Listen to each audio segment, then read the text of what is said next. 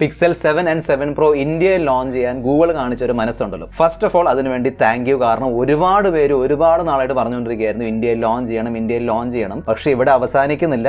Servicing improve ചെയ്യണം. അതായത് പിക്സലിന് കേരളത്തിൽ എന്തായാലും സർവീസ് സെന്റർ ഇല്ല കേട്ടോ. ഒഫീഷ്യൽ സർവീസ് സെന്റേഴ്സ് ഇല്ല. അൺഒഫീഷ്യലി റിപ്പയർ ചെയ്ത് തരുന്ന കടകളൊക്കെ ഉണ്ട്. Okay, anyway official service centre ഉള്ളത് മുംബൈയിലാണ്. എന്തെങ്കിലും പ്രശ്നം പറ്റിയാൽ നമ്മൾ തന്നെ അയച്ചു കൊടുക്കണം. എന്നിട്ട് അവർക്ക് ഏകദേശം 1.5-2 ആഴ്ചയൊക്കെ എടുക്കാറുണ്ട് ഇത് റിപ്പയർ ചെയ്ത് തിരിച്ചു തരാൻ വേണ്ടി. അതുവരെ ഉപയോഗിക്കാൻ നിങ്ങളുടെ കയ്യിൽ സെക്കൻഡറി ഫോൺ ഇല്ലെങ്കിൽ പെട്ടുപോകും. പിന്നെ ചിലർ ചോദിക്കുന്നുണ്ടായിരുന്നു ഞാൻ എങ്ങനെ 85,000 രൂപ വില വരുന്ന ഫോൺ 58,000 രൂപയ്ക്ക് വാങ്ങി. അതെല്ലാം ഞാൻ ഈ ഒരു വീഡിയോയിൽ എക്സ്പ്ലെയിൻ ചെയ്യുന്നുണ്ട്. അത് കൂടാതെ നമ്മുടെ മിസ്റ്റർ പെർഫെക്റ്റ് ടെക്സ്റ്റൈലിലുള്ള detailed unboxing and first impression നിങ്ങൾക്ക് ഈ വീഡിയോയിൽ കാണാൻ പറ്റും. കൂടുതൽ സമയം വേസ്റ്റ് ചെയ്യാതെ ലെറ്റ്സ് റോൾ. സ്ലിം വൈറ്റ് പാക്കേജിംഗിലാണ് വരുന്നത്.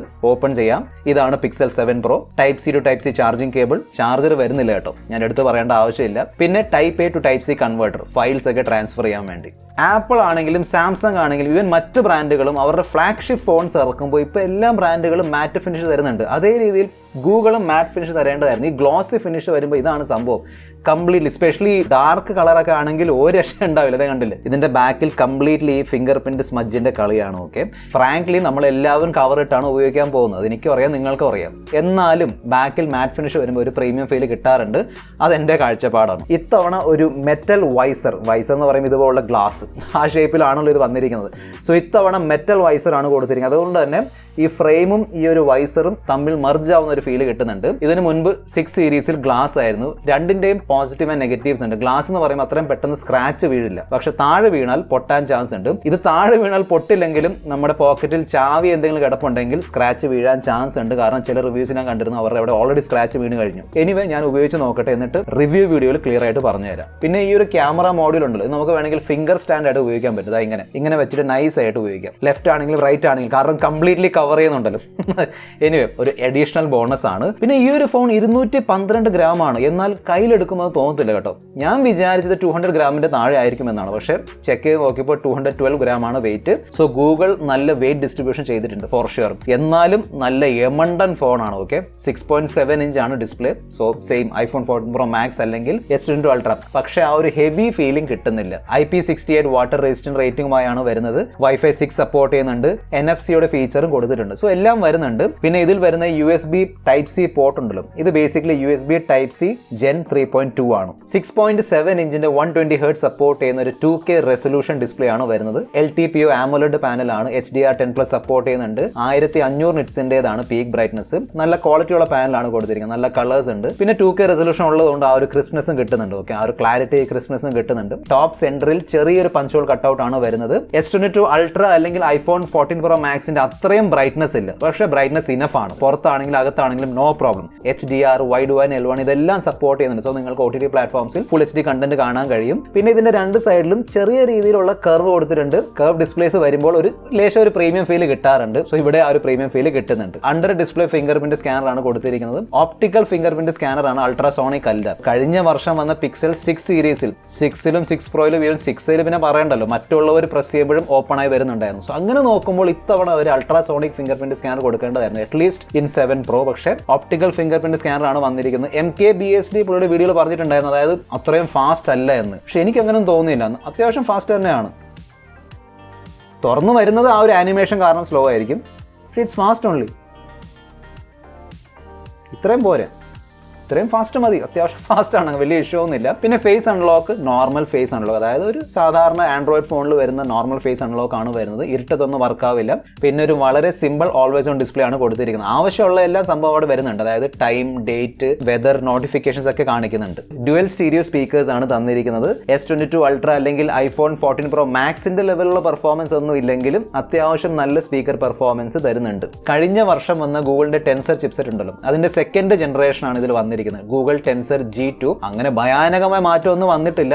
കോർട്ടെക്സ് A76, കോർട്ടെക്സ് A78 ആ ഒരു കോറിൽ മാറ്റം വന്നിട്ടുണ്ട്. ബാക്കി കോറൊക്കെ എക്സാക്ട്ലി സെയിം ആണ്. ഈവൻ GPU അപ്ഗ്രേഡ് ചെയ്തിട്ടുണ്ട്. ഓക്കെ, സോ ഗൂഗിൾ ഈ ഫോൺസിന് വേണ്ടി Qualcomm Snapdragon ചിപ്സെറ്റ് എടുക്കാതെ ഗൂഗിൾ ടെൻസർ ചിപ്സെറ്റുമായിട്ട് വന്നത് നന്നായി. കാരണം ഈ ഒരു ചിപ്സെറ്റിന്റെ റോ പവർ നമ്മൾ Qualcomm Snapdragon ചിപ്സെറ്റുമായിട്ട് കമ്പയർ ചെയ്യുമ്പോൾ അത് basically Qualcomm Snapdragon 870യുടെ മേളിലും Qualcomm Snapdragon 888ന്റെ താഴെയാണ് വരാൻ പോകുന്നത്. എന്ന് പറഞ്ഞാൽ 35,000-40,000 രൂപ പ്രൈസ് റേഞ്ചിൽ വരുന്ന ഫോൺസിലുള്ള ചിപ്സെറ്റ് ആണ് 870 and 888. ഓക്കെ, സോ അങ്ങനെ നോക്കുകയാണെങ്കിൽ ഭയങ്കരമായ കമ്പാരിസൺ വന്നതാണ്. കാരണം ഈ ഒരു ഫോണിന്റെ പ്രൈസ് ആണ് 85,000 rupees.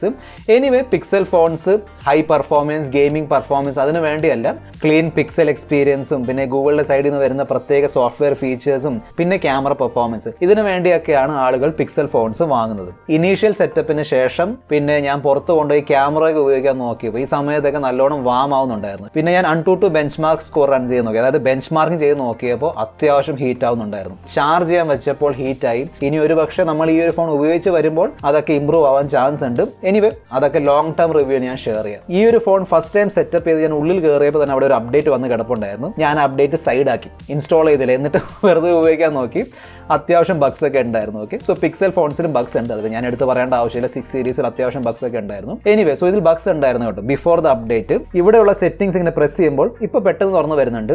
ആ സമയത്ത് അത്യാവശ്യം ഡിലേ, 2-3 സെക്കൻഡിന്റെ ഡിലേ ഉണ്ടായിരുന്നു. ഞാൻ അപ്ഡേറ്റ് ഇൻസ്റ്റാൾ ചെയ്തു, അതിനുശേഷം നല്ല സ്മൂത്ത്നെസ് ആണ്. ഇപ്പോൾ അടിപൊളി സ്മൂത്ത്നെസ് ആണ്, ഒരു സംശയം വേണ്ട. നല്ല സ്മൂത്ത് എക്സ്പീരിയൻസ് കിട്ടുന്നുണ്ട്. ആ ബഗ്സ് ഒക്കെ അവർ ക്ലിയർ ചെയ്തു. എന്നാൽ ഭാവിയിൽ ബഗ്സ് വന്നുകൂടാന്നില്ല. 12GB 128GB ആണ് റാം സ്റ്റോറേജ് വേരിയൻസ്. 85,000 rupeesന്റെ ഫോണിൽ 256GB നിർബന്ധമായിട്ട് കൊടുക്കേണ്ടതായിരുന്നു. ആക്ച്വലി പുറത്തൊക്കെ 256GB വെർഷനൊക്കെ വരുന്നുണ്ട് കേട്ടോ. ഇന്ത്യയിൽ 120GB മാത്രമേ കൊടുത്തിട്ടുള്ളൂ. സിംഗിൾ സിം സ്ലോട്ട് ആണ് വരുന്നത്. നിങ്ങൾക്ക് സെക്കൻഡറി കണക്ഷൻ എടുക്കാൻ താല്പര്യമുണ്ടെങ്കിൽ ഈ സിം ഇൻസ്റ്റാൾ ചെയ്യേണ്ടി വരും. 5G ബാൻഡ്സിന്റെ എണ്ണത്തിൽ ഒരു പിശക്കും കാണിച്ചിട്ടില്ല. 22 5G ബാൻഡ് സപ്പോർട്ട് ചെയ്യുന്നുണ്ട്. സോ 5Gയുടെ പോയിന്റ് ഓഫ് വ്യൂ നിങ്ങൾ ഒരു ഇഷ്യൂ ഫേസ് ചെയ്യാൻ പോകുന്നില്ല. വളരെ നല്ല ഹാപ്റ്റിക് ഫീഡ്ബാക്ക് എക്സ്പീരിയൻസ് ആണ് കിട്ടുന്നത്. അതായത് നമ്മൾ ടൈപ്പ് ചെയ്യുമ്പോൾ കിട്ടുന്ന ഒരു വൈബ്രേഷൻ ഫീഡ്ബാക്ക് ഉണ്ടല്ലോ, വളരെ നല്ലതാണ്. ഈവൻ ക്യാമറ ആപ്ലിക്കേഷൻ ഓപ്പൺ ചെയ്ത് നമ്മൾ അങ്ങോട്ടും ഇങ്ങോട്ട് ഷിഫ്റ്റ് ചെയ്യുമ്പോഴും ആ ഒരു വൈബ്രേഷൻ ഫീഡ്ബാക്ക്, ആ ഒരു പ്രീമിയം വൈബ്രേഷൻ ഫീഡ്ബാക്ക് കിട്ടുന്നുണ്ട്. ലേറ്റസ്റ്റ് ആൻഡ്രോയിഡ് 13 വരുന്നുണ്ട്. 3 വർഷത്തേക്കുള്ള ആൻഡ്രോയിഡ് അപ്ഡേറ്റ് ആണ് ഗൂഗിൾ പ്രോമിസ് ചെയ്യുന്നത്. ഈ 3 വർഷം കൂട്ടിയിട്ട് 4 വർഷം ആക്കണം. കാരണം സാംസങ് പോലും 4 വർഷം തരുന്നുണ്ട്. അങ്ങനെ നോക്കുമ്പോൾ ഗൂഗിൾ എന്തായാലും 4 വർഷത്തെ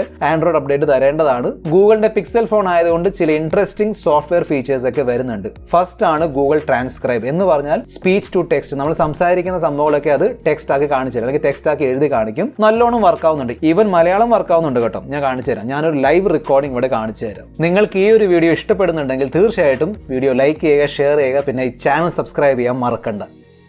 പിന്നെ ഇത്തവണ ആ ഒരു അൺബ്ലർ ഫീച്ചർ കൊണ്ടുവന്നിട്ടുണ്ട്. എന്ന് പറഞ്ഞാൽ ഈ ഫോൺ വെച്ച് എടുത്തിരിക്കുന്ന ഫോട്ടോ ആവണമെന്നില്ല, ഏത് ഫോട്ടോ ആണെങ്കിലും ചെറിയ രീതിയിൽ ആ ഒരു ഫോക്കസിങ് ഇഷ്യൂ വന്നിട്ടുണ്ടെങ്കിൽ ഇതിന് അൺബ്ലർ ചെയ്യാൻ പറ്റും. അതാണ് ബേസിക്കലി അൺബ്ലർ. ഞാൻ ചെറിയൊരു എക്സാമ്പിൾ കാണിച്ചു തരാം. നല്ല രീതിയിൽ തന്നെ വർക്ക് ചെയ്യുന്നുണ്ട്. 50 മെഗാപിക്സലിന്റെ ലേസർ ഓട്ടോ ഫോക്കസ് സപ്പോർട്ട് ചെയ്യുന്ന ഓപ്റ്റിക്കൽ ഇമേജ് സ്റ്റെബിലൈസേഷൻ ഉള്ള ഒരു പ്രൈമറി ക്യാമറയാണ് വന്നിരിക്കുന്നത്. സെക്കൻഡറി ക്യാമറയാണ് 48 മെഗാപിക്സലിന്റെ 5x ഓപ്റ്റിക്കൽ സൂം. ഇതിലും OSന്റെ സപ്പോർട്ട് വരുന്നുണ്ട്. ഇതൊരു പെരിസ്കോപ്പ് ക്യാമറയാണ്. തേർഡ് ക്യാമറയാണ് 12 മെഗാപിക്സലിന്റെ അൾട്രാ വൈഡ്. ഇതിലും ഓട്ടോ ഫോക്കസ് ഉണ്ട്. സോ നിങ്ങൾക്ക് വേണമെങ്കിൽ ഈ ultra wide camera macro photos എടുക്കാൻ വേണ്ടി ഉപയോഗിക്കാൻ പറ്റും. 4K 60 FPS ആണ് മാക്സിമം വീഡിയോ റെസൊല്യൂഷൻ. 10.8 മെഗാപിക്സലിന് സെൽഫി ക്യാമറ കൊടുത്തിട്ടുണ്ട്. സെൽഫി ക്യാമറ വെച്ച് നമുക്ക് വേണമെങ്കിൽ 4K 60 FPS സെൽഫി വീഡിയോസ് എടുക്കാൻ പറ്റും. iPhone 14 Pro Maxന്റെ അൺബോക്സിംഗ് ആൻഡ് റിവ്യൂ വീഡിയോയിൽ പറഞ്ഞതുപോലെ ഇവിടെയും സെയിം കാര്യമാണ് പറയാൻ പോകുന്നത്. അതായത് നാച്ചുറൽ ഫോട്ടോസ് ആണ് കിട്ടുന്നത്. അതായത് ക്ലോസ് ടു റിയാലിറ്റി ഫോട്ടോസ് ആണ് തരുന്നത്. Specially skin tone. ഗൂഗിൾ പറയുന്നത് ഈ ഒരു ഫോണിൽ റിയൽ ടോൺ എന്നൊരു സോഫ്റ്റ്വെയർ ഉണ്ട്, അല്ലെങ്കിൽ ഒരു ഫീച്ചർ ഉണ്ട്. അത് ഉപയോഗിച്ച് സ്കിൻ ടോൺ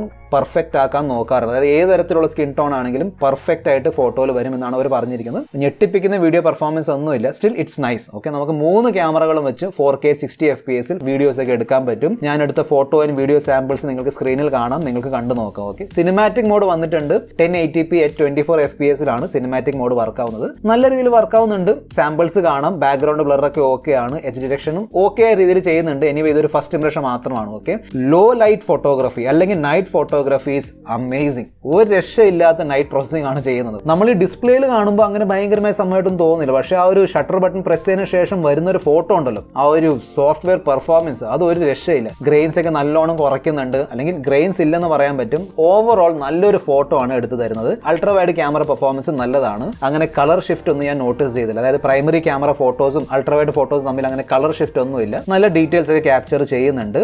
ഇതാണ് 1x 2x 5x എടുത്തിരിക്കുന്നത് ഇതിലുള്ള പെരിസ്കോപ്പ് ലെൻസ് ഉപയോഗിച്ചാണ്. 2x എന്ന് പറയുമ്പോൾ അവരിങ്ങനെ കട്ട് ഔട്ട് എടുത്ത് തരികയാണ്. അതായത് ക്രോപ്പ് ചെയ്ത് 2x ആക്കുന്നല്ല. അതായത് 2x ക്യാമറ ഒന്നുമില്ല. ഓക്കെ, അത് ഡിജിറ്റൽ ക്രോപ്പ് ആണ്. വീണ്ടും ഇതാണ് 1x 2x 5x 1x 2x 5x. ഒരു 10x പിടിച്ചോ. ഇതാണ് ബേസിക്കലി 10x. ഓക്കെ, ഒരു പുതിയ 10 bit HDR വീഡിയോ എടുക്കാനുള്ള ഓപ്ഷൻ വന്നിട്ടുണ്ട്. Rear camera and selfie camera രണ്ടും വെച്ച് എടുക്കാൻ പറ്റും. 10 bit HDR വീഡിയോസ് എന്ന് പറയുമ്പോൾ ഹൈ ഡൈനാമിക് വീഡിയോസ് ആണ്, നല്ല സ്പേസ് എടുക്കാൻ ചാൻസ് ഉണ്ട്. ഓക്കെ, ഞാനൊരു സാമ്പിൾ ഷെയർ ചെയ്യുന്നുണ്ട്. പിന്നെ സിനിമാറ്റിക് പാൻ എന്നൊരു ഫീച്ചർ ഉണ്ട്. ബേസിക്കലി വ്ളോഗ് മോഡാണ്. ഓക്കെ, സോ ഇതുപോലുള്ള വീഡിയോസ് ഒക്കെ നമുക്ക് എടുക്കാൻ പറ്റും.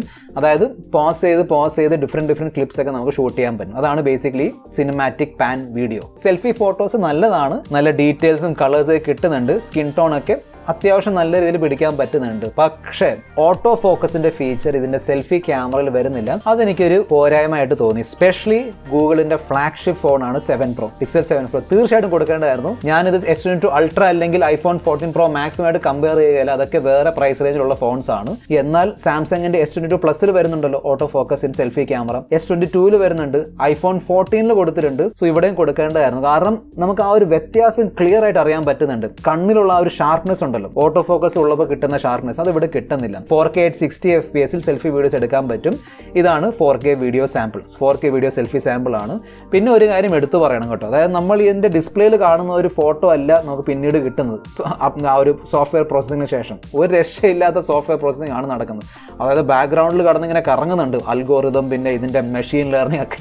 എനിവേ അത്രയും സമയം എടുക്കുന്നില്ല, പെട്ടെന്ന് ഫോട്ടോസ് കിട്ടുന്നുണ്ട്. പക്ഷേ ഭയങ്കരമായിട്ടൊരു സോഫ്റ്റ്വെയർ പ്രോസസ്സിംഗ് ആണ്. അതാണ് ആക്ച്വലി ഗൂഗിളിന്റെ ഒരു സ്ട്രെങ്ത്. 5000 mAh ബാറ്ററിയാണ് കൊടുത്തിരിക്കുന്നത്. 30 വാട്ടിന്റെ ചാർജിങ് സപ്പോർട്ട് ചെയ്യുന്നുണ്ട്. ബോക്സിൽ ചാർജർ ഒന്നും വരുന്നില്ല. 23 വാട്ടിന്റെ വയർലെസ് ചാർജിങ് സപ്പോർട്ട് ചെയ്യുന്നുണ്ട്. അതുകൂടാതെ റിവേഴ്സ് വയർലെസ് ചാർജിങ്ങിന്റെ ഫീച്ചറും കൊടുത്തിട്ടുണ്ട്. ഈ ഫോണിന്റെ പ്രൈസ് ഞാൻ ഓൾറെഡി പലതവണ മെൻഷൻ ചെയ്തു. 85,000 rupees ആണ്. ഞാൻ ഈ ഒരു ഫോൺ വാങ്ങിയത് 57,828 രൂപയ്ക്കാണ്.